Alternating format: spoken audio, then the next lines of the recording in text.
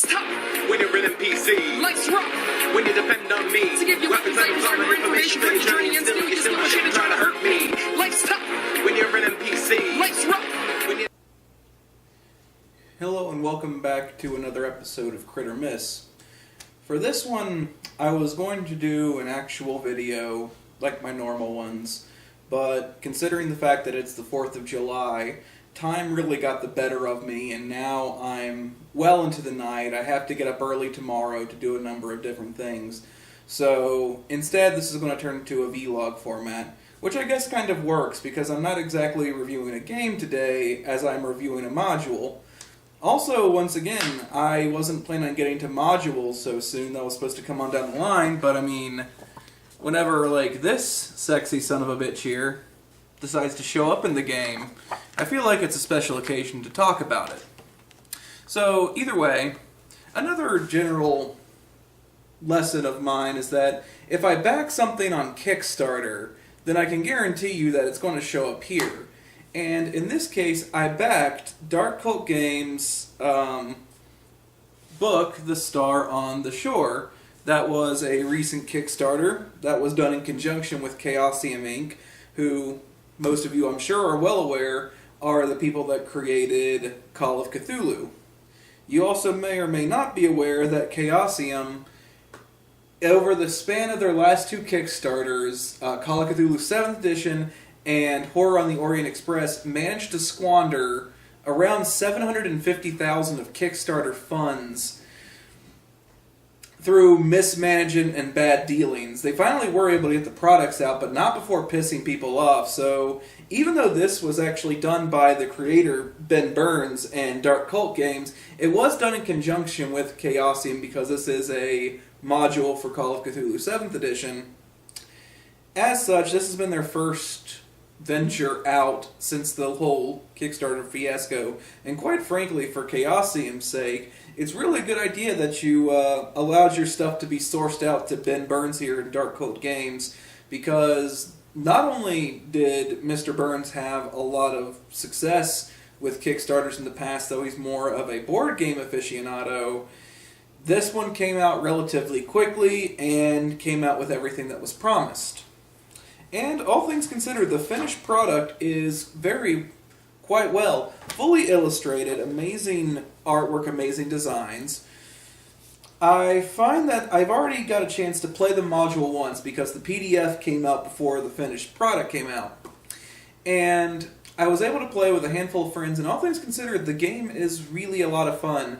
It's not the best module I've ever come across. There are pros and cons to this game, which we're surely going to get into.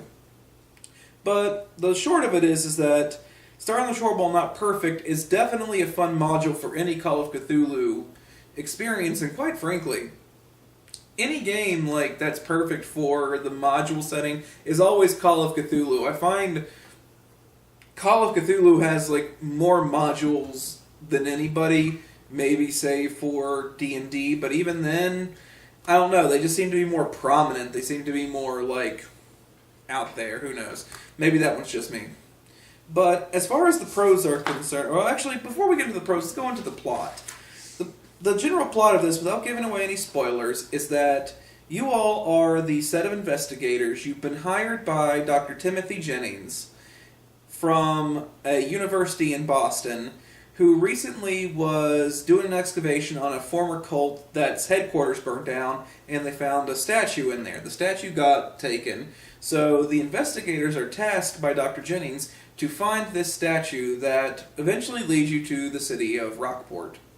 And as things typically go in Call of Cthulhu... Sorry, I dropped it. As things typically go in Call of Cthulhu, things get very, well, tentacle-y, we should say.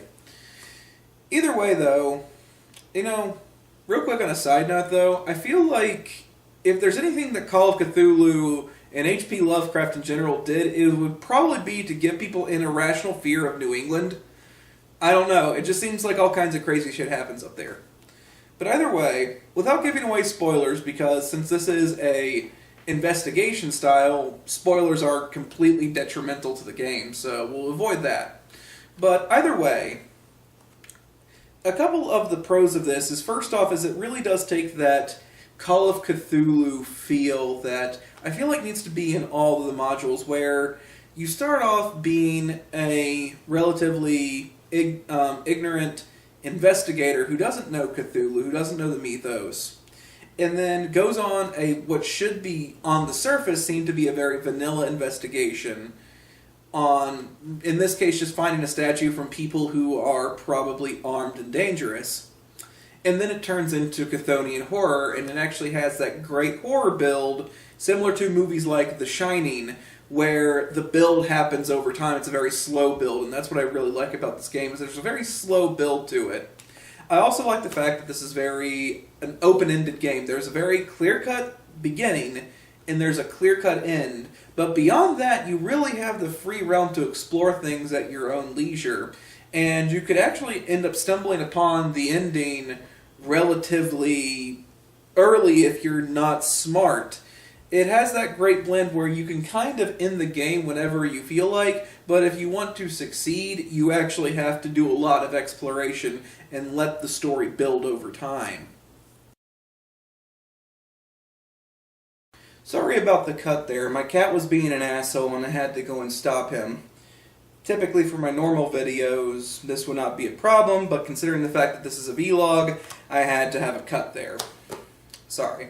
But as we were talking about, this game is really good that it builds, and also the fact that this very much feels like a town. The open-endedness means that you get to talk to all of these different characters, which really works well for building this entire thing, making everything connect with one another. It feels like this small town, and it definitely feels like a murder investigation, or a horror investigation, I should say, that you're trying to accomplish. And I think that's where Ben Burns definitely does his best in this game, is the fact that everything seems to be tied together. There's a big cohesion to it. There's a bigger story involved. There are a couple of flaws, though. It's not a perfect game, as I said. And right as I was talking about one of the pros of this game being the characters, it's also one of the cons of the game, is the fact that there are 60 different characters, NPCs, that you have to suss out. Now, granted, the way this game is set up, you might not run into all of them, but what you definitely need to do is to keep track of each of these people, how they help you, how they could hinder you, who's a bad guy, who's a good guy, and you really honestly could probably need an Excel spreadsheet in order to keep all of these characters differentiated on who does what. There's just so many of them. Some are very beneficial, others are tertiary, but you don't know that whenever you're initially talking to them. So that's one of the real big problems, is that it's a clusterfuck trying to get this stuff covered. Another big one is that there's definitely seems to be some problems with the organization of the book, or it feels very unfinished, shall we say. Not to say that Ben Burns released an unfinished product, there are just signs in the book of things that were either dropped or cut. For instance, this is a map of the police station. And honestly, really, compared to everything else, there's only one other map that really, or two other maps that really show up in the book that actually have very specific things going on. The police station, not so much. So it leads me to believe that there was supposed to be a map for each of these locations, but eventually time constraints probably got the better of them, so they cut them out. That one might just be my own thought process here, but yeah, that's what it at least feels like. There's also the fact that there are a couple of places that definitely are not as fleshed out. Some of these places have pages upon pages of information as well as characters. But as you start to reach the end, there are a total of about 39 different locations you can go to in this town of Rockport. And you start to notice as you're flipping through these locations in the book that whenever you're starting to reach the end, some places, such as this one right here, is only one paragraph. While other ones, for instance, let's go back to the police station, is almost an entire page.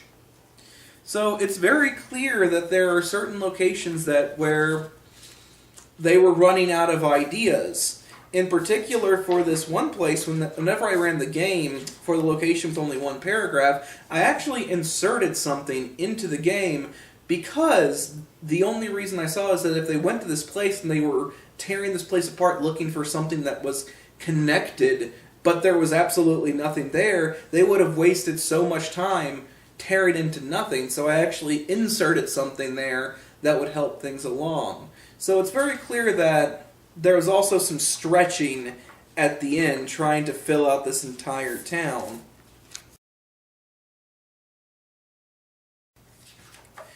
There are also just a couple of minor spelling errors here and there, just tiny things.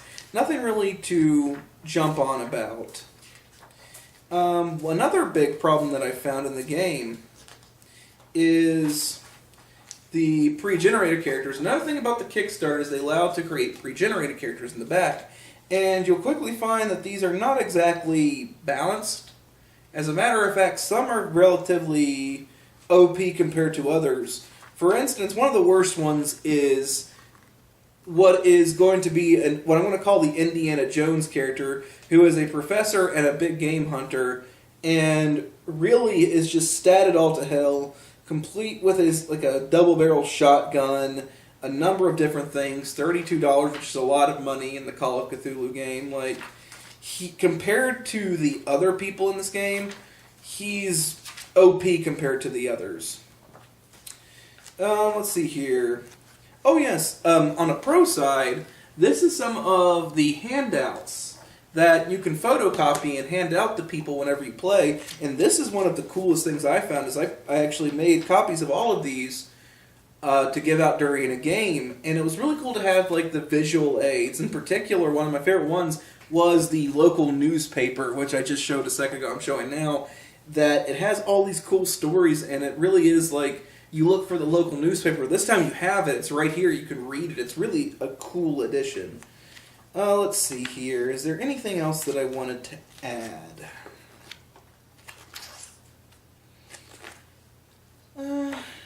No, I think that really is about it.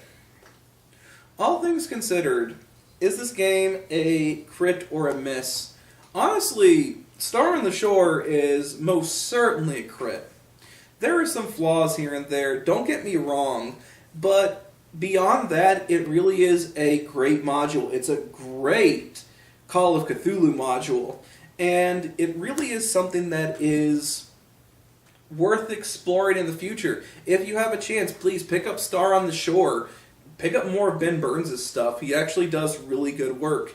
And everything considered, like I said, this is definitely, if you're a Call of Cthulhu fan, you'll absolutely love this. It's classic Call of Cthulhu. But beyond that, thank you for watching.